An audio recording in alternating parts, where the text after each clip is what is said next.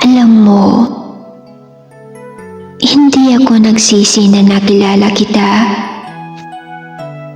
na naging bahagi ka ng buhay ko, at naging parte ako ng buhay mo. Ang pinagsisihan ko lang ay yung nagtiwala ako sa iyo ng buong buo, na hindi ka magiging katulad nila. Naiiwan din ako sa ere na mag-isa. Pinagsisihan kong ginawa kitang mundo ko. Minahal ng sobra, nahigit pa sa sarili ko. Tinanggap ng buong buo,